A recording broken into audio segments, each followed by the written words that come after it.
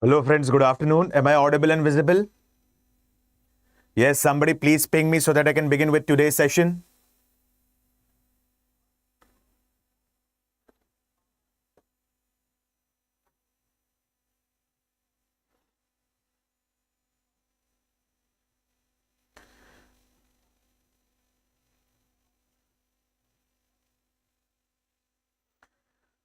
Yes, good afternoon, Nivedita. Okay. Good afternoon, Bimol.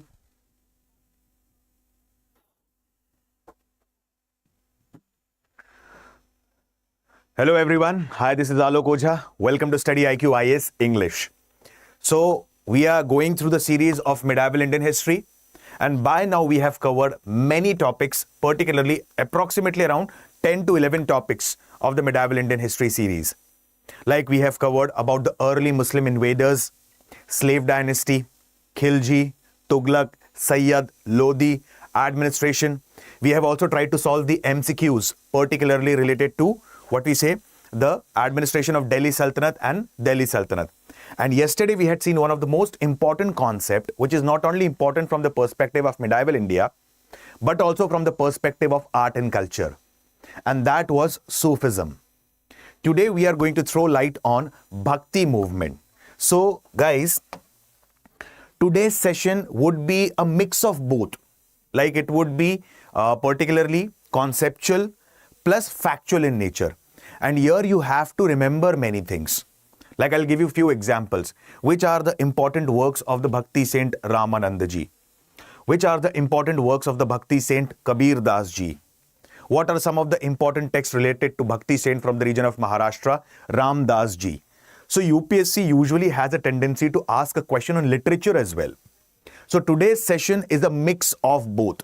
So it is conceptual plus factual. Okay guys? And again, I'm going to tell you a lot of stories. In the start of the lecture or in the mid of the lecture, you will feel like today a pravachan is going on or I'm delivering a sermon. But yes, we have to study that. Okay, guys? So, without wasting any more time, let's begin with the Bhakti movement. Now, where did the Bhakti movement initiate from? Okay, probably it is believed that the Bhakti movement started approximately from 7th or between 7th to 12th century AD.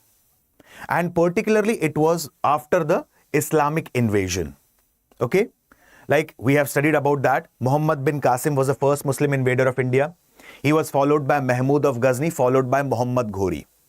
And the Chishti Silsila saints, particularly Sheikh Muinuddin Chishti, he came during the tenure of Muhammad Ghori. Prior to this, Bhakti movement was initiated particularly in the region of southern part of India. One of the prime features of Bhakti movement was the Bhakti saint did not only come from the higher echelons of the society. Bhakti saints particularly came from the diverse background. Like I'll give you a few examples. Raidas ji or Ravidas ji, who was a Bhakti saint, particularly from the region of Banaras or Varanasi, was a cobbler. Sadhana, he was a butcher. Kabir Das ji, he was a Julaha. Julaha basically means a weaver. Narhari, he was a Bhakti saint from the region of Maharashtra, and particularly he was a goldsmith. So these Bhakti saints particularly came from the diverse background. First important characteristic of these Bhakti saints. Second important feature of these Bhakti saint was particularly these Bhakti saints used the local language. They not only focused on devotion to God, they not only focused on bhakti, but they also focused on socio-religious reforms. Like as I've told you, these Bhakti saints came from the diverse background. So they not only focused on the bhakti of Lord Shiva, Lord Vishnu, Lord Ram or Lord Krishna, but they also focused on removing the injustice that was prevailing in the society. There were many Bhakti saints, particularly who were female as well. One of the famous example is Miraabai ji. She was particularly a Bhakti saint from the region of Rajasthan. And her verses are majorly written in Braj Bhasha, Braj language, which is famous in what we say, western part of UP, particularly Mathura and Vrindavan. There's a famous Bhakti saint, approximately 13th, 14th century AD Bhakti saint from the region of Kashmir. Her name is Lal Ded, also referred as Lalleshwari. So Bhakti saints not only came from what we say higher echelons, but from diverse background. Second important features, Bhakti saints. There were many Bhakti saints who were female as well. Third important aspect, these Bhakti saints used the local language to preach their teachings. Okay? They use the local language to preach their teachings. I'll give you few examples. Like there are Bhakti saints from the region of Maharashtra. Ramdas ji, Tukaram ji, Eknath ji, Jnaneshwar ji. They used to preach in Marathi language. Vidyapati, he is also referred as Maithili Kavi Kokil, particularly a Bhakti saint from the region of Mithila, Bihar. He used Maithili as a means to propagate Bhakti and bring socio-religious reforms within the society. Tulsidas ji, Kabir Das ji, they used Awadhi language, which is prevalent particularly in the region of Purvanchal, eastern part of UP. Narsingh Mehta, a Bhakti saint, correct? I'll give you a very small example and I'll correlate the Narsingh Mehta ji, one of the Bhakti saints, with Mahatma Gandhi. Okay? A very small example I'll give you. Like particularly speaking, you might have heard about that Mahatma Gandhi started Harijan campaign. He started Harijan Sevak Sangh. And when he started Harijan Sevak Sangh, where did he get the word Harijan from? What is Harijan? Harijan basically means people of God. And the term Harijan at that time was not coined by Mahatma Gandhi. It was being coined by a Gujarati Bhakti saint from the medieval India whose name was Narsingh Mehta. He was from the region of Gujarat. So those people who are discarded by the society are accepted by Hari or Lord. Hence were referred as Harijan. Okay? So particularly speaking, so here we will focus or throw lights on different aspects of the Bhakti movement. Now let's focus on the Bhakti movement particularly in the southern part of India. Now who are Shaivites? Who are Vaishnavites? Shaivites are worshipper of Lord Shiva. On the other hand, Vaishnavites are worshipper of Lord Vishnu, Lord Ram or Lord Krishna. So the worshippers of Lord Shiva, particularly in southern part of India, were referred as Nayanars.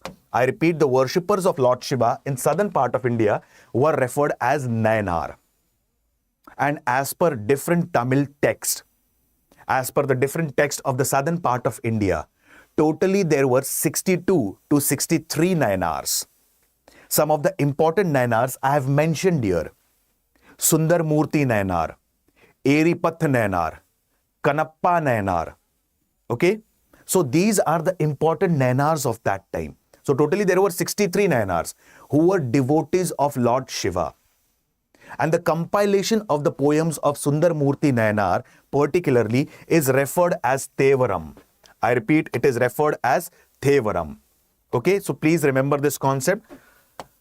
As I have told you, today's session is compilation of both concept as well as fact. So here you have to remember things, here you have to remember terminologies. As time and again I have told you one thing, UPSC has a tendency particularly to ask questions on terminologies. So, simple words, worshippers of Lord Shiva were referred as Nayanar. As per Tamil tradition, there were 62 to 63 Nayanars. Some of the examples were Eripath Nayanar, Sundar Murti Nayanar, Kanappa Nayanar. And the compilation of the poems of these Nayanar is referred as Thevaram. Okay? Now, there is a temple dedicated to Kanappa Nayanar, and that temple is referred as Sri Kalhasteshwar Temple. And here Vayu Lingam is worshipped. So who was Kanappa? Like you might have heard these stories particularly, you might have seen these stories in the episodes, you might have seen these stories particularly in different series as well. I'll give you a small example. This temple, Sri Kalhasteshwar, it is dedicated to Kanappa Nayanar, who was a staunch devotee of Lord Shiva. So he was a hunter, and whatever he used to hunt, he used to offer it to Lord Shiva. Like for example, he used to also do service in the Shiva temple, which was located in the jungles of Andhra Pradesh. So apart from that, suppose he has hunted a deer. He will offer some part of a meat of the deer to Lord Shiva first and then have it. So whatever he used to hunt, he used to offer it to Lord Shiva. So he was very pious in that case. So one fine day, when he was cleaning the temple, he saw that from one eye of the Shivalingam, the eye was bleeding. So he could not see that. He could not bear that. He immediately, that was the bhakti of Kannappa Nayanar, that was a devotion of Kannappa Nayanar towards Lord Shiva, that he removed one of his eyes and placed there. After some time, he observed that the second eye of the Shivlingam, it was again bleeding. So what did he do?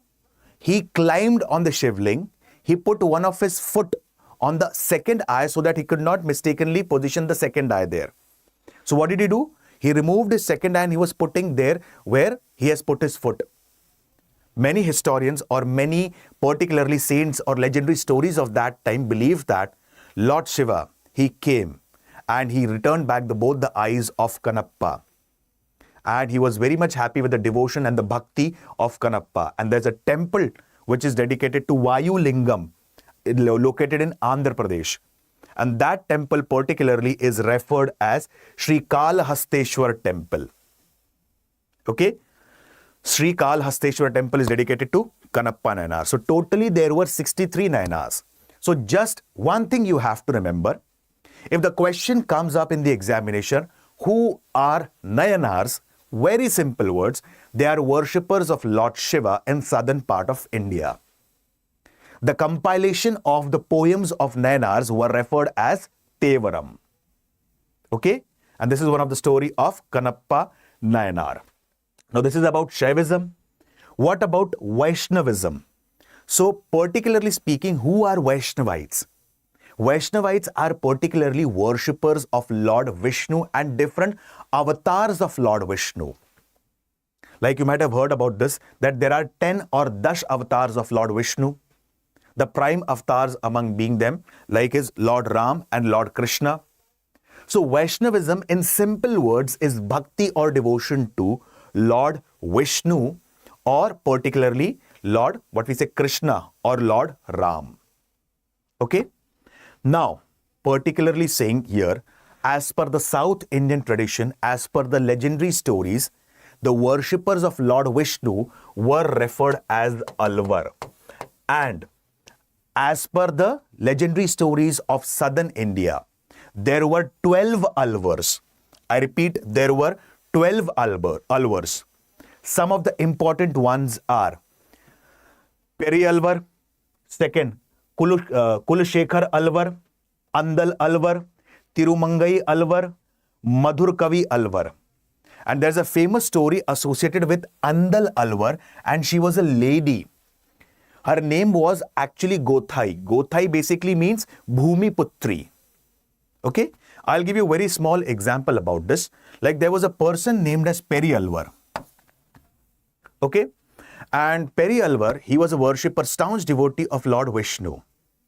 And what happened? Like he used to make garlands for Lord Vishnu for many years. But it is believed that he was childless. He did not have any son or a daughter. So he continuously he used to make garlands for Lord Vishnu, and he used to pray in front of him that bless me with a child, either a girl or a boy. Finally, under a tulsi plant, one day he found a small girl, and he named that girl as Gothai. I repeat, he named that girl as a Gothai. Okay.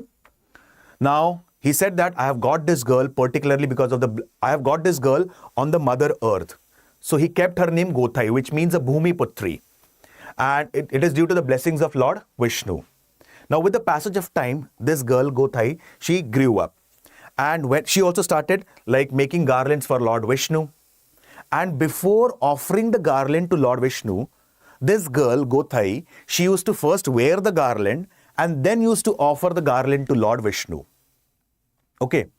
Now one fine day, this person, Peri Alvar, he saw that his daughter is first wearing the garland and then she is offering it to Lord Vishnu. He became so angry that he again put that girl in the same temple of what we say Andal.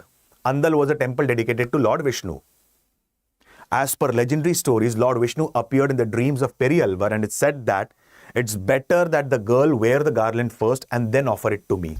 Because whenever she is directly offering me the garland falls down. And whenever she wears the garland and then offers it to me, that garland, it becomes of gold. So from here onwards, this girl was referred as Andal Alvar. She was a lady. So there are totally 12 Alvars in South Indian tradition. Okay. Now, specifically speaking, if the question comes in the examination, who are Alvars? Very simple language. Alvars are devotee of Lord Vishnu. Okay. I repeat the points in a very simple language. If the question comes, who are Nainars? Worshippers or devotees of Lord Shiva. Who are Alvars? Worshippers or devotees of Lord Vishnu, Krishna or Ram. Now, the Bhakti movement of North India was particularly inspired from the Bhakti movement or Nainar and Alvar tradition of South India. Okay? So, there were different Bhakti saints at that time. And these Bhakti saints were majorly categorized into two parts, Nirgun and Sagun. I repeat, Nirgun and Sagun. So, before we understand the concept of Nirgun and Sagun, okay, did you understand the points till here? How did the Bhakti movement originated? What was the role played by the local languages? How the Bhakti movement not only created the devotion or the feeling of bhakti among its disciples, but also it divided the, it also, what we say, particularly, it restricted the caste divide because these bhakti saints came from the diverse backgrounds. Okay? Did you understand the concepts of Alvars and Nainars? Yes, please let me know.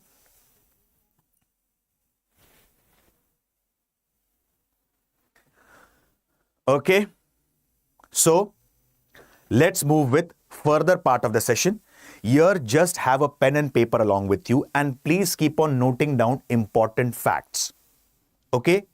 Today's session is full of important facts. As I've told you in the start of the session itself, questions usually crop up in the examination in the form of like Bijak was a compilation of whom?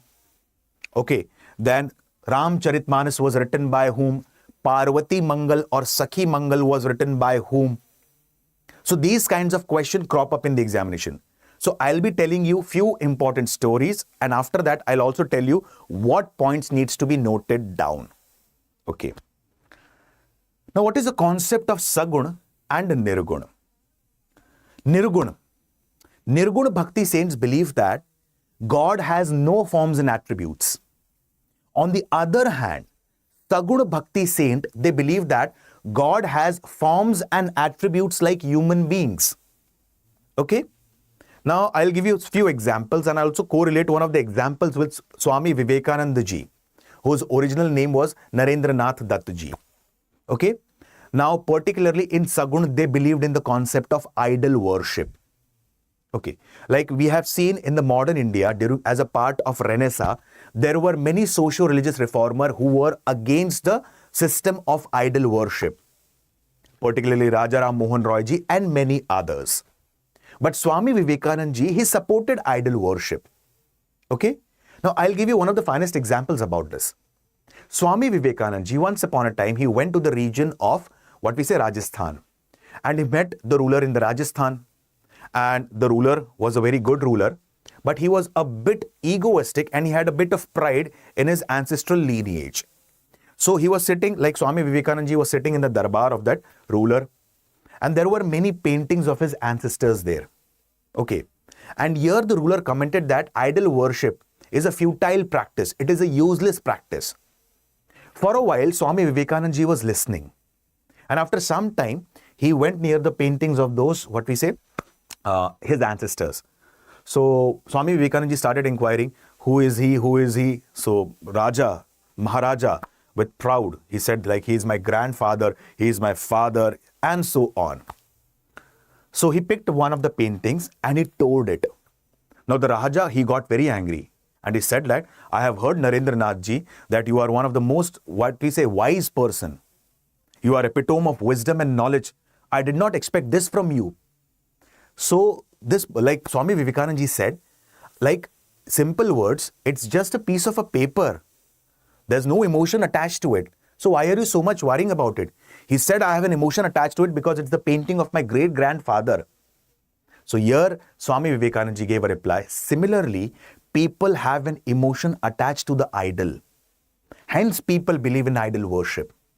Like how you have an emotion attached to the painting of your great-grandfather. Similarly, people have an emotion attached to that idol. Either it be of Lord Shiva, Lord Vishnu, Lord Krishna, Lord Ram, or for that sake, idol of any goddess. So particularly, who are Sagun Bhakti saints? Sagun Bhakti saints believe that God has forms and attributes like human beings. On the other hand, Nirguna Bhakti saints believe that God has no forms and attributes. And one of the finest example of Nirguna Bhakti saint is Kabir. And the compilation of the dohas of Kabir are referred as Bijak. Just listen to me. I'll tell you what to write. I'll make you write within short everything. Okay? Now,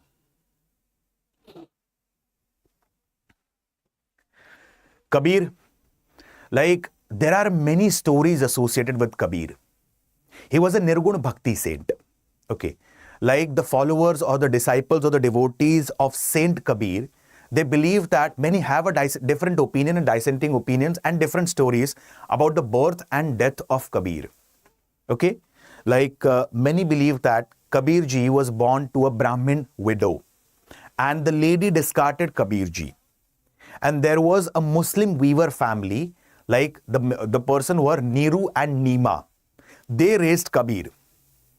So Kabir calls himself as a Julha or a weaver. So although he was born in a Brahmin family, particularly, he was being raised up by a Muslim family. So in that case, Kabir, like many believe that Guru Ramanandhu ji was one of the gurus of what we say Kabir. And many also believe that there was a Sufi saint who was also one of the gurus of Kabir ji. The name of the Sufi saint was Taki. So Kabir ji had two gurus. One was Guru Ramanandhu ji and other was Taki. And particularly the mention of Taki you will find in the Ministry of Culture's website. Okay. Now, Kabir ji, he was not only, basically if you see, he not only spread bhakti among the people, but he also spread the message of social equality among the people. Kabir ji also finds mention in Guru Granth Sahib ji, one among the sacred texts of Sikhism. I had already given you one of the examples of Sikandar Lodi, correct? I'll again repeat that example. Like Kabir's teachings were quite liberal and Kabir was not that literate. His teachings were very liberal in that case.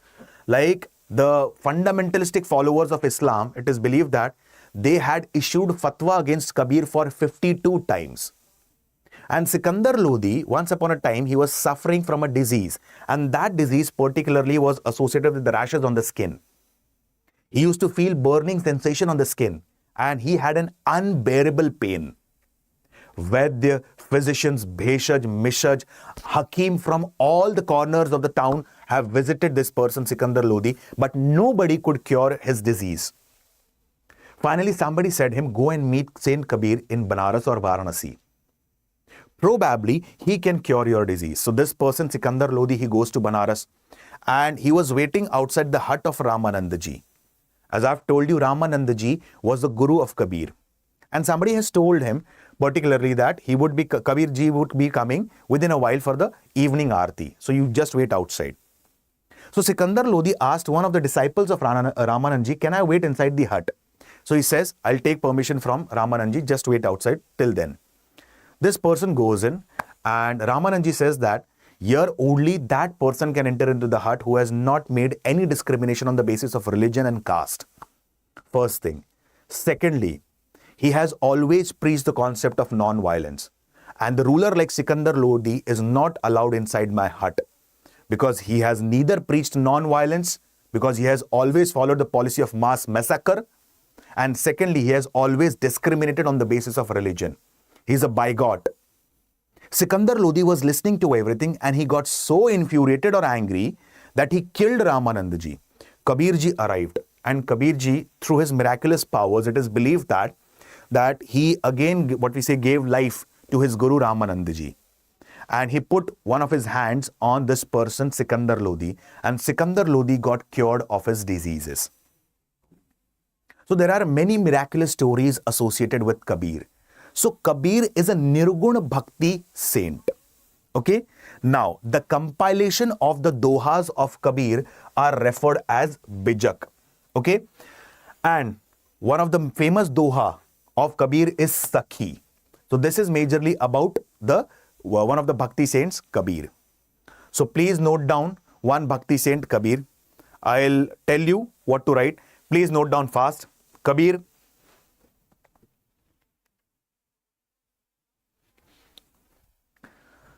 Kabir was a Nirguna Bhakti saint.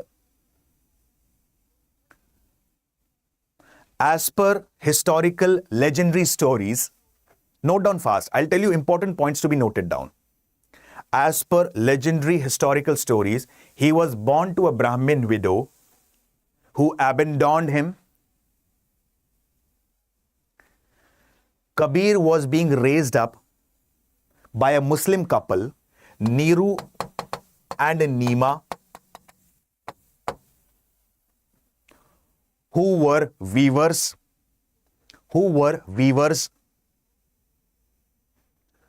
Kabir ji called himself as Julaha or a weaver.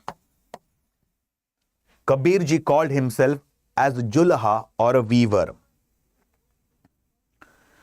The compilation of dohas of Kabir are referred as Bijak. The compilation of the dohas of Kabir are referred as Bijak. One of the famous dohas or the works of Kabir include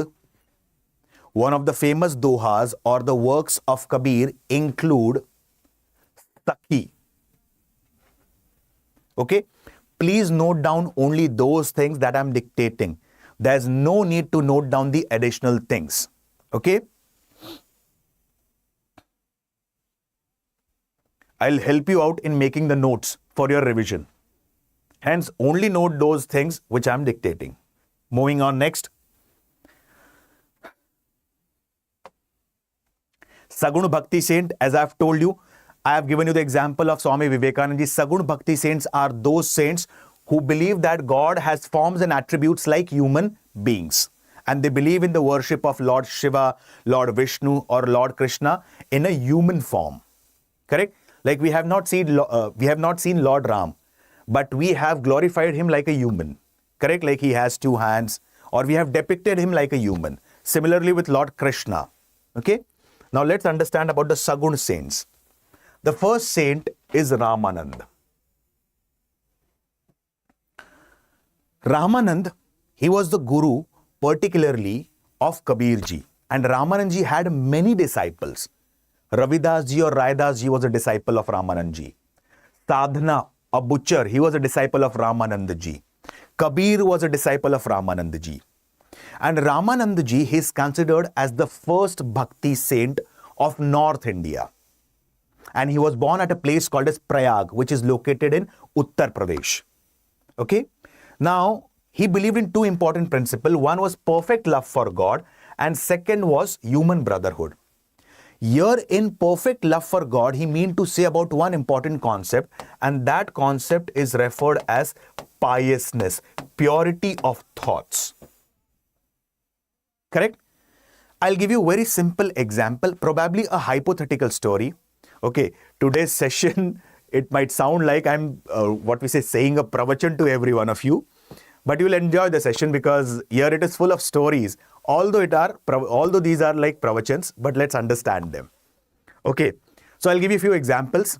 Like, there was one boy, a hypothetical story, but which explains the actual meaning of the word piousness.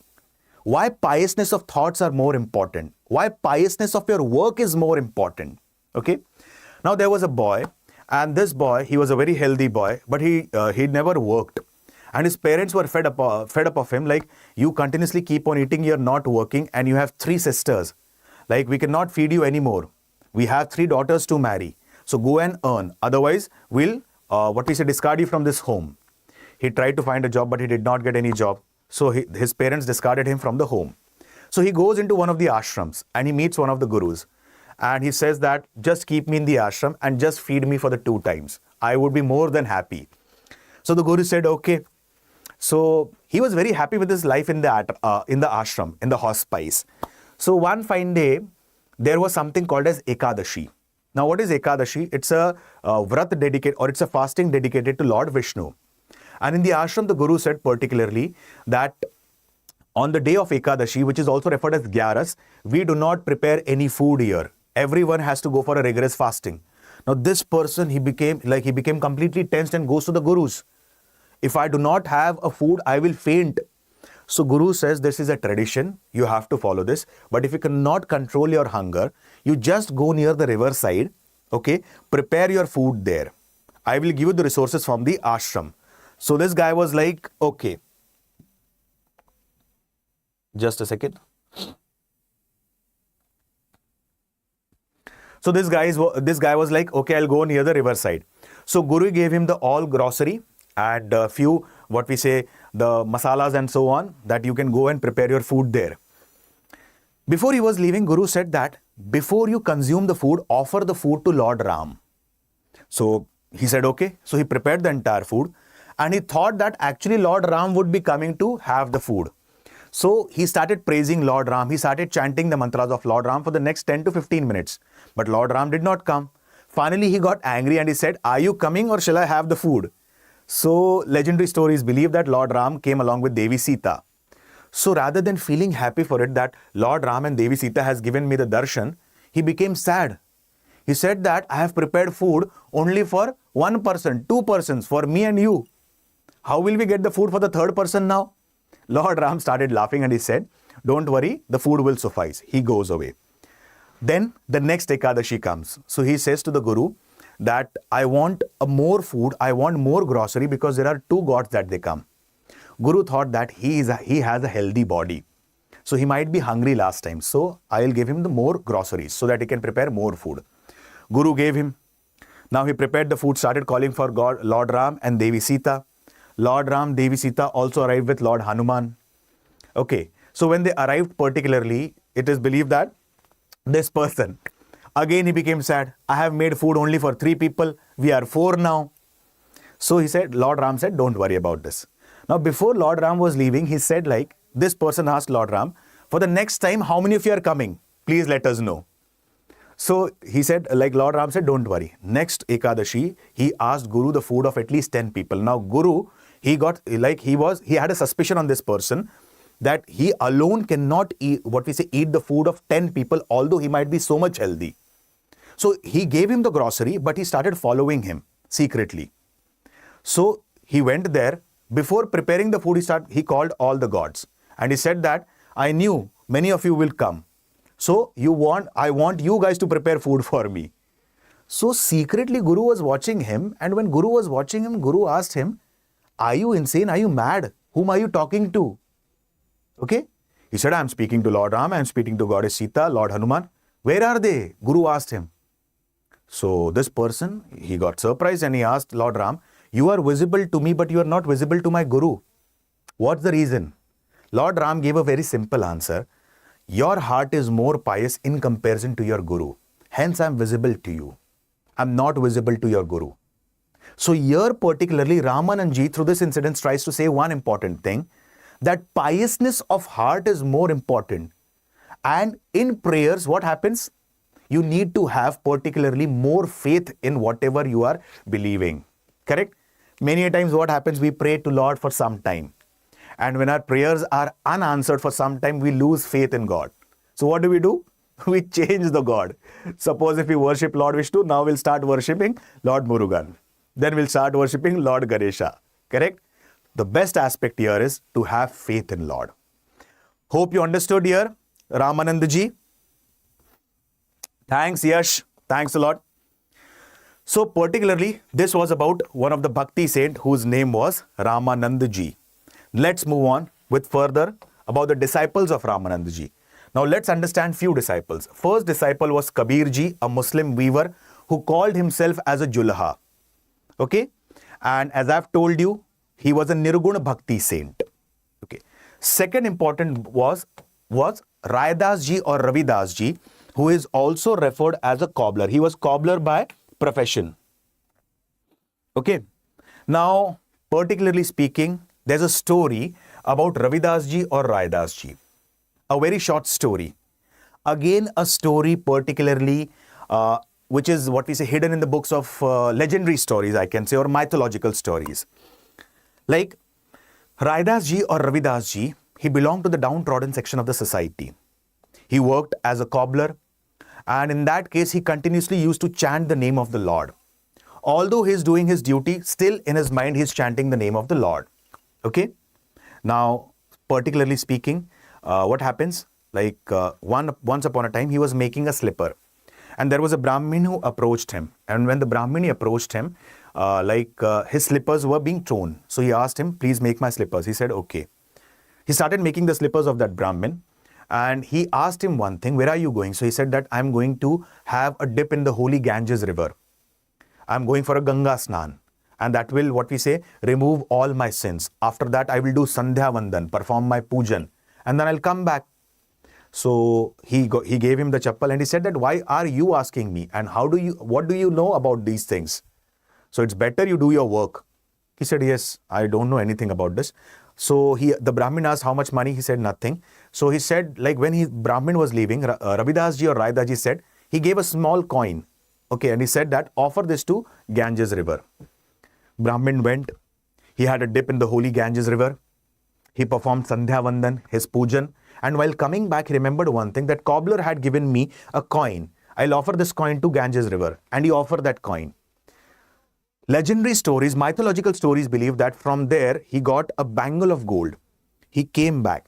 He thought on the way he thought that I'll give this bangle to king. He'll become very happy and give me some gold coins. And this is what happened. He gave that bangle to the king, and king gave him 5,000 gold coins. After some time, queen said, I want a second pair of the bangle. Now the Brahmin was again being called by the king.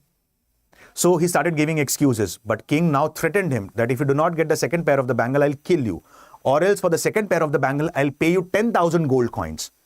Now this person started weeping. He started crying. He told the entire story. Both of them goes to the cobbler Ravidas ji or Raidas ji.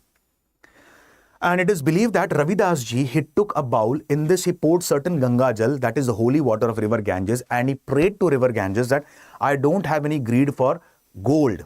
It's just because I want to save the life of this Brahmin. Please give me a gold bangle. Mythological stories believe that again a gold bangle was being offered to Raidas ji by river Ganges. So there's a saying or a kahawat or a muhavra or a quote in Hindi. You might have heard about this, a very famous quote. Man changa to kathauti mein Ganga. Simple words, if your heart is pious, you will find river Ganga in the bowl as well. So that was a story of a Raidas ji who was a cobbler by profession and disciple of Saint Ramanandhu ji. Another important Bhakti saint was Sen. He was a barber. Then another important Bhakti saint was Dhanna. He was a Jat peasant.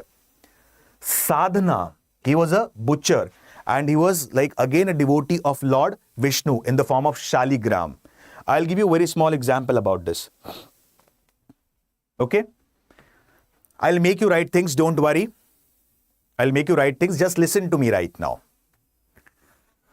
Like Sadhana, he was a butcher. Okay? He used to chop meat, he used to sell the meat.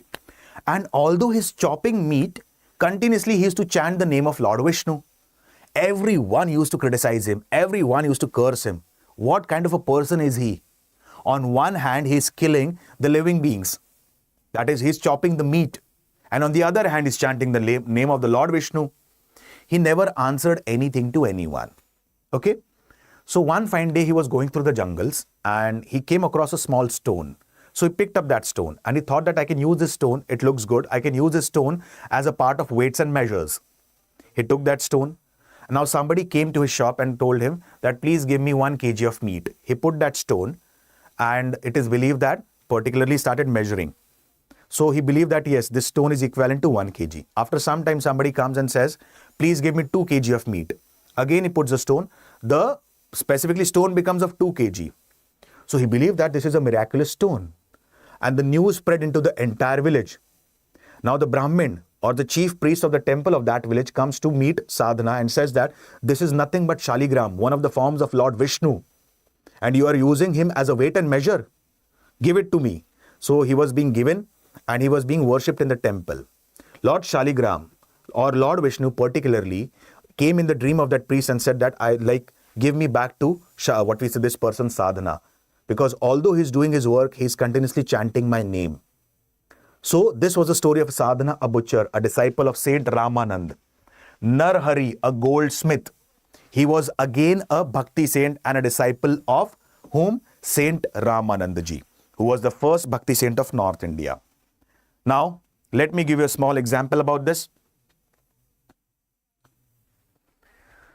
Narhari, a goldsmith. You might have heard about a famous place called as Pandarpur in Maharashtra. Correct? Where Lord Vitthal is worshipped or where Vithoba is worshipped. Okay. Like particularly speaking, on 19th of Feb, I was reading one of the articles in one of the magazines, and that article was related to the concept of Pandarpurwari. Okay. I'll tell you 2 to 3 important things. Please read about the concept of Pandarpurwari. It's a yatra, it's a pilgrimage. I was reading that in one of the magazines. Second, please read about Ambubachi Mela. Okay, I have also made a short on Ambubachi Mela. Now, why was Ambubachi Mela celebrated? Okay, it is a very important part of art and culture. Like Ambubachi Mela, it is being conducted particularly in the Kamakhya Devi temple located in Guwahati in Assam. Now, it is believed that every year the menstrual cycle occurs to Kamakhya Devi and different tantric practices are performed at that time. And there's a gathering of many devotees at that time. Ambubachi Mela is also called as Mahakumbh of the East. So, Ambubachi Mela is particularly celebrated where? It is celebrated particularly in Kamakhya Devi temple. So, please keep on updating your art and culture with current affairs as well. Correct? There are many aspects that come in the news recently. So, please, many times students have a question, sir, can we get the questions particularly of history from current affairs? Yes. Many a times questions are asked in this manner. Yesterday we had Seed Sufism, and in the Sufism I've talked about Baba Farid, and I had given you one of the examples of 26th January Republic Day Parade 2025. The tableau of Punjab particularly depicted the idol of Baba Farid. So that kind of questions can crop up in the examination. Okay. So please read about Ambubachi Mela. Please read about Pandarpurwari. Okay. A famous yatra particularly celebrated in the region of Maharashtra. So I'll give you a small example. Like many people, they believe that Lord Narayan is different, Lord Mahadev is different. So this person, the case of Narhari, or a goldsmith, it exemplifies that Hari and Har both are same. Hari means Vishnu, Har means Mahadev, Lord Shiva. How? I'll give you a very small example. There was a couple who came to darshan of Lord Vithoba or Vishnu at a place called as Pandarpur. And when they come to the darshan of that, the deity here, they seek blessings that please bless us with a child. After 2 years, they were being blessed with a male child. And he had said that if I'm blessed with a child, I'll give you a gold chain for your waist. I'll offer you a gold chain for your waist. After 1 year, he comes and inquires from the priest who is the best goldsmith in your entire town. So priest suggests that Narhari is the best goldsmith in our town, but there's a problem. He's worshipper of Lord Shiva and is completely opposed to Lord Vishnu. So he won't be making the gold chain for you, but you can go and request him. This, wealthy merchant goes to Narhari. Narhari says that I won't be coming to the temple of Vitthal, but do one thing. I'll give you a thread. With the help of the thread, you can measure the waist of Vitthal and I'll make a chain accordingly. Same thing happened. Now, when the chain was being made of the waist, it is believed that it became too short. This person again comes back to him. He again gives him the measure. Second time, the chain, it becomes too long. Now, this person, he got annoyed and he comes to Narhari. Now, Narhari says that, put a cloth on my eye. I won't be observing the idol of Lord Vitthal. I will just touch his waist. Okay? When he touched the waist of Lord Vitthal, he said that, are you fooling me? This is not Lord Vitthal. This is Lord Mahadev. Finally, his, eye band was being removed and he started believing one thing. Hari and Har are the same. So that was the story of Narhari, a goldsmith who was the disciple of Ramanand. Pipa, a Rajput prince, he was a disciple of what we say, Ramanand ji.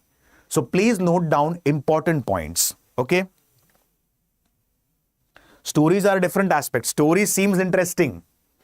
I'm telling you these stories because when you remember these stories, what happens many a times, if I directly start telling you the fact, like if you observe my ancient India lecture, if you observe the lecture of modern India, if you observe the series of medieval India, you will come to know one thing, that I have followed the pattern of stories. Why?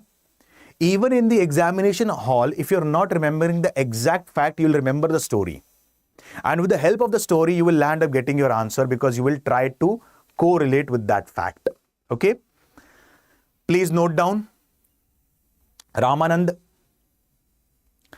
Ramanand ji was the first Bhakti saint of North India. He was born at Prayag, Uttar Pradesh.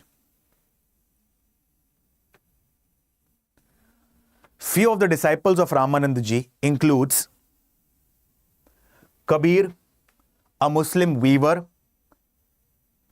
/ Julaha,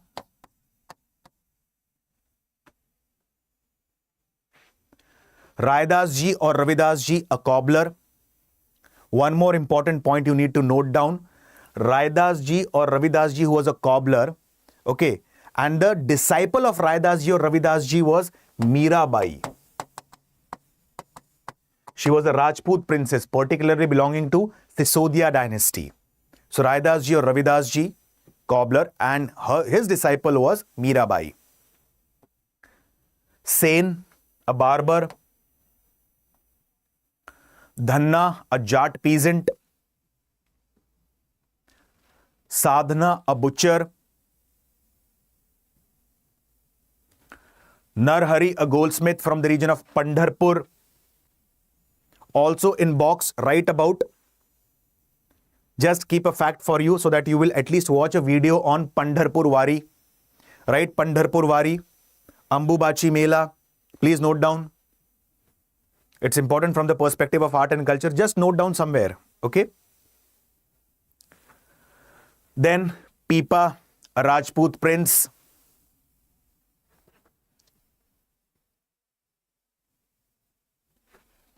Pipa, a Rajput prince.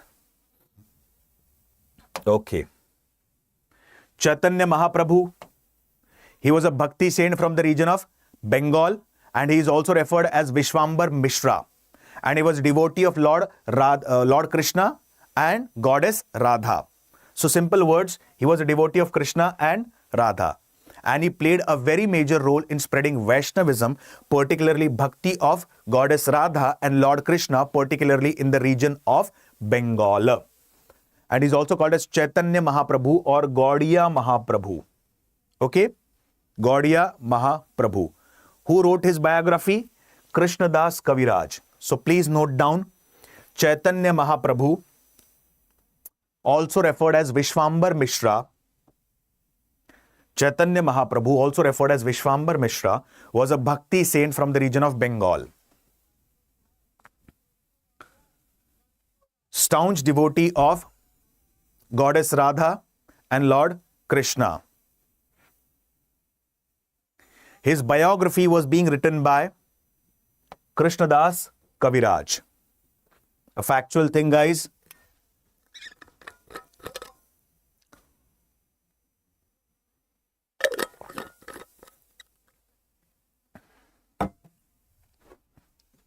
Next one. Miraabai, a very famous. Miraabai, she was a Bhakti saint from the region of Rajasthan. Now, particularly speaking, like Miraabai, right from the birth itself, like she was devoted to Lord Krishna. And she believed that Lord Krishna is like her husband. How? Like when she was very small, a saint visited her palace. And the saint had a small idol of Lord Krishna. And he used to dress him properly. He used to offer him what we say, sweets. He used to offer him prasadam. After this, he used to dance in front of him. He used to sing bhajan and kirtan in front of the Lord Krishna. So Miraabai, a small girl, she was very much attracted to these things. And she started crying in front of her grandfather, whose name was Dudoji, that I want this idol at any cost. Okay, so Dudoji, he requested particularly the saint that please give this idol. I'll give you another idol on this behalf. So finally he accepted, and he gave the idol to whom? Miraabai. And Miraabai, right from the birth, she started worshipping Lord Krishna. Like she used to offer beautiful ornaments to Lord Krishna, beautiful dresses to him, good prasadam to Lord Krishna. Now, at that time, what happened? Matrimonial alliances was one of the policies where one can strengthen his position. So, specifically, she belonged to the region of Merta, and the other kingdom was Jodhpur. Now, they did not had good relations at that time. The kingdom of Merta and Jodhpur. These are the kingdoms of the Rajasthan. And at that time, there was growing influence of the Mughal Emperor Akbar. Now, they had to counter Akbar.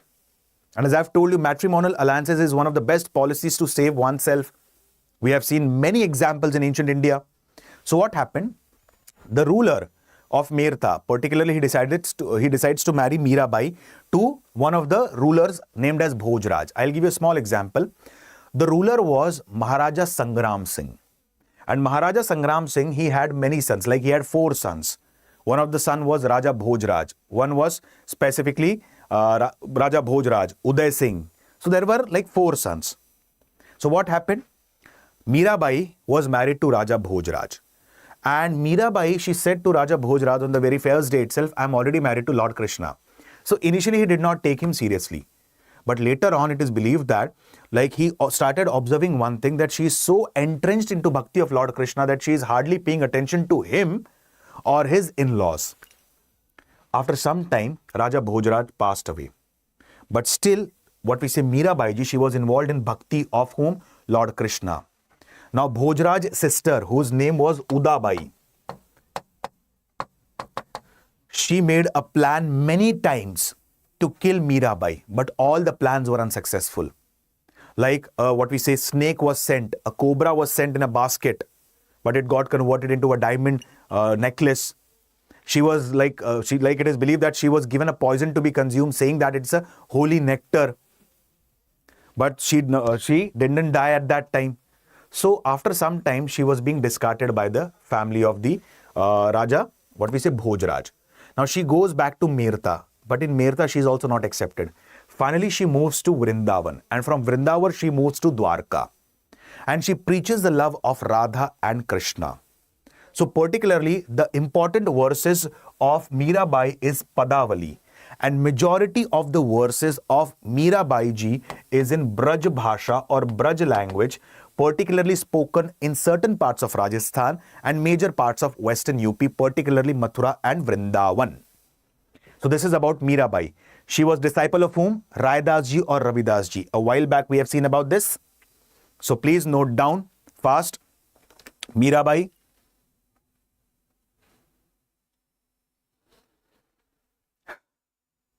Miraabai, a bhakti saint from the region of Rajasthan. Compilation of the verses of Miraabai are referred as Padavali.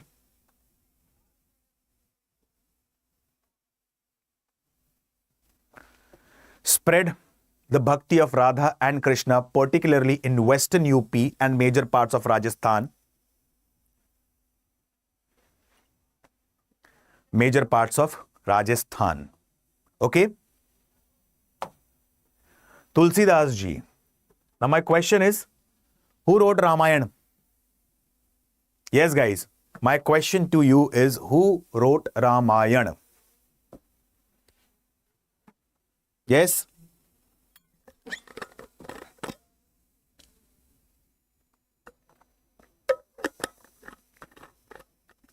Is it Tulsidas ji?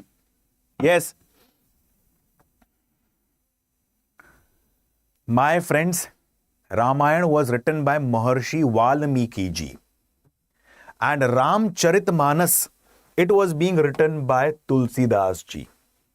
Okay? Tulsidas ji, if you read about the story of Tulsidas ji, he has written Hanuman Chalisa, you might have heard about this. He has written Hanuman Ashtak, he has written Ramcharitmanas. Okay. So particularly, if you read about Tulsidas ji, you'll come to know about one thing. Majority of the works of Tulsidas ji are in Awadhi language. First thing. And Tulsidas ji, by many legendary stories, by many mythological stories, he is referred as a cursed child. I'll give you a small example. At the time of the birth of Tulsidas ji, his mother passed away.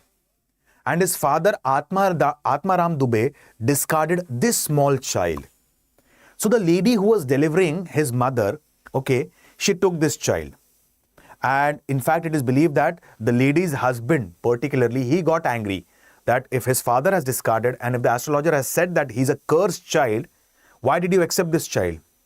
Now, this lady said that I could not see the pain of this child, a small child of 2 to 3 days, 5 days.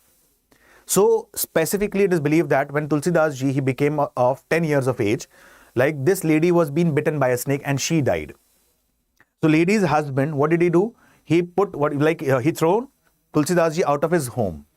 Now, Tulsidas ji was sitting under a tree and he was hungry. And another lady saw him, who could not see the pain that is borne by Tulsidas ji. So she offered him certain rice milk. She offered him certain milk and rice. Another lady, she said that, don't you know that he's a cursed child? Now this person, he got very angry. He goes to a temple and says that from now onwards, I won't be begging from anyone. I'll just ask from the Lord. A saint was seeing him and asked him, what's your name? He said, I don't know my name. So he said, do you know the name of Lord Ram? He said, no. From now onwards, you should chant the name of Lord Ram. And so he continuously used to chant Ram, Ram, Ram, and so on. Hence, his name became Ram Bola. Now, after some time, Tulsidas ji was taken to Banaras to get him higher education, particularly in Vedas, Puranas, and so on. After getting higher education, he became one of the best orators of Ramayana and Ramcharitmanas at that time. So he was married to one of the daughters of Deen Bandhu Pathak. Okay? Like after marriage, it is believed that although being a good orator, he could not focus more on the work because he was more involved with his wife. Now, one fine day, he was in another village doing Katha of Lord Ram. Now, what happened? Particularly, his wife wrote a letter that due to Holi, I have to visit my place and I would be coming back within 2 days. So please do not worry. Tulsidas ji comes here to his home and he sees the letter. It is believed that it was raining heavily. The river was overflooded and he could not find the boat on the banks of the river. He saw a dead body floating. He sat on the dead body and crossed the river. Finally, he reached his wife's home and it is believed that he climbed the home with the help of a branch. Many believe that with the help of a snake. And when he met his wife got annoyed and said, how much attention you are giving to me, it's better you paid same attention into your bhakti in the worship of Lord Ram. Probably you will get the darshan of Lord Ram. Finally, he renounces everything and he became a staunch devotee of Lord Ram. And his major composition includes Ramcharitmanas, which is divided into 7 parts, also referred as 7 Kand. You might have heard about this Aranya Kand, Lanka Kand, Bal Kand, Sundar Kand, and so on. Okay? And it is particularly written in Awadhi language. Okay? He has also written Hanuman Chalisa. He has written Hanuman Ashtak. Other important works are Vinay Patrika, Kavitavali, Geetavali, Parvati Mangal. This is not Sanki Mangal, this is Sakhi Mangal. Okay? So please note down fast about Tulsidas ji. Fast.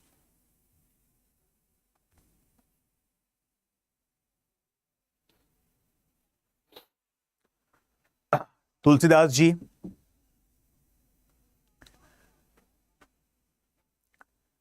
his major works include Ramcharitmanas, written in Awadhi language, Ramcharitmanas, written in Awadhi language, Vinay Patrika, Geetavali, Kavitavali, Parvati Mangal, Sakhi Mangal. So these are the important works of Tulsidas ji. Surdas, I'll tell you one thing. Surdas, he was a blind scholar at that time. Simple words, he was a visually challenged person. Okay? And he was a devotee of Lord, Krishna and Goddess Radha. and his works include Sursagar, Sahityaratna and Suravali. Okay, majority of his verses are particularly in Braj Bhasha, as I've told you, which is famous in certain parts of Rajasthan and around the region of Mathura and Vrindavan. So Surdas ji, his compilations include Sursagar, Sahityaratna and Suravali.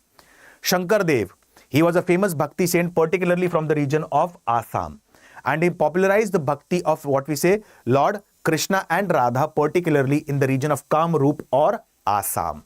So that was about Shankar Dev ji. Nabhadas, he wrote Bhaktmal. Okay, and another important, as I've told you, Narsingh Mehta, he coined the term what? He coined the term Harijan, which was later on being used by whom? Mahatma Gandhi as a part of Harijan Sevak Sangh. It simply means, Harijan basically means what? Specifically, people of Hari. Getting the points clear? So he popularized the Vaishnav cult, particularly in the region of Gujarat. Then comes Maithili Kavi Kokil, whose name was Vidyapati. So Vidyapati, he is referred as Maithili Kavi Kokil, a bhakti saint, particularly from the region of Bihar. His important works include Bhu Parikrama, then Dan Vakyavali. I repeat, Bhu Parikrama and Dan Vakyavali. So please remember them. Questions could be asked here. What are the important works of Vidyapati? What are the important works of Tulsidas ji, Surdas ji, Miraabai ji, Narsingh Mehta, and so on? Okay? Eknath ji. Now, particularly, these are the Bhakti saints, particularly from the region of Maharashtra. So, Eknath ji, a Bhakti saint from the region of Maharashtra. Ramdas ji, one of the gurus I am saying you, of Chhatrapati Shivaji Maharaj ji. And Ramdas ji has written a book called as Das Bodh. So, please remember Das Bodh. Das Bodh was written by, it was a book written by Ramdas ji, a Bhakti saint, particularly from the region of Maharashtra. And he was one of the political gurus.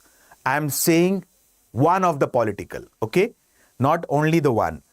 So he was one of the political gurus of whom? Chhatrapati Shivaji Maharaj ji. So this is majorly about Ramdas ji.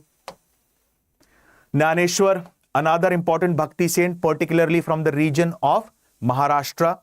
And he wrote commentaries on Bhagavad Gita, which is referred as Jnaneshwari. Okay? Then Purandar Das, he hailed from the region of Karnataka. So this is majorly about the Bhakti saints. One more Bhakti saint you can note down. Lal Ded or Lalleshwari. She was a 14th century Bhakti saint, particularly worshipper of Lord Shiva from the region of Kashmir. And the compilation of the verses of Lal Ded or Lalleshwari is also referred as Vak. I repeat, the compilation is also referred as Vak. So please note them down. Important from the perspective of examination. Okay. So guys, this is majorly about the Bhakti movement. Hope you understood Sufism that we have seen yesterday. We have seen that in quite depth and detail. And here also we have thrown light particularly on the Bhakti movement. And I have tried to cover the major Bhakti reformers or saints at that time. Okay. So guys, those who are targeting 2026, next year's examination, particularly prelims examination, is on 24th of May. And as I've told you previously many a times, the real magician is time, and time flies like anything. Okay? Time and money knows only one language: save me today, I'll save you tomorrow. So you have very little time, particularly for the next year, particularly who are appearing for the next year, because you have multiple subjects to go through. In that case, like many times question arises, I'll speak very frankly to you guys. Sir, is it necessary that we join something so that particularly we can have a good, direction to our studies? Or should we go for a self-study? I'll give you a very simple advice in that case. It depends completely up to you. But one thing I'll tell you, when you are associated with somebody, a mentor, in that case, what happens? You try and save your time because he will give you the direction, what needs to be read, what not, what things can you avoid. So in that case, you save time. And as I've told you, time is a real magician. So here, those who are appearing for 2026, okay, you have a prelims examination on 24th of May. Multiple subjects to cover. You have an optional to cover. Correct? So resolution batch, particularly, it's a GS batch, P2I, prelims to interview, where you can save your time. First thing, you would be guided by the best mentors. You would be taught by the best teachers, particularly. And the batches are completely in English language. There's a separate batch for English language. This will actually cater to the needs of the students or the aspirants, particularly from southern part of India, northeastern India. Because on YouTube, although ample of material is available, particularly concerning every subject, but the major obstacle or the major hindrance here is lack of resources, proper mentoring in core English language. And StudyIQ IAS English has solved this problem of the aspirants. Prices are at very affordable price, 9,999, and to get the benefits, particularly, you can use my code Alok Live that is flashing on your screen. If you have any query concerning like when the course will start, how much time will it take to complete the course, what to read, should we read the NCERTs or not, how specifically essay writing plays a very major role. If you have any doubt, you can call on the number that is flashing on your screen. Okay? And you can also use the code that is flashing on your screen, that is Alok Live. Okay, guys? With this, I'll stop my today's session. Thank you and have a wonderful day. Bye-bye.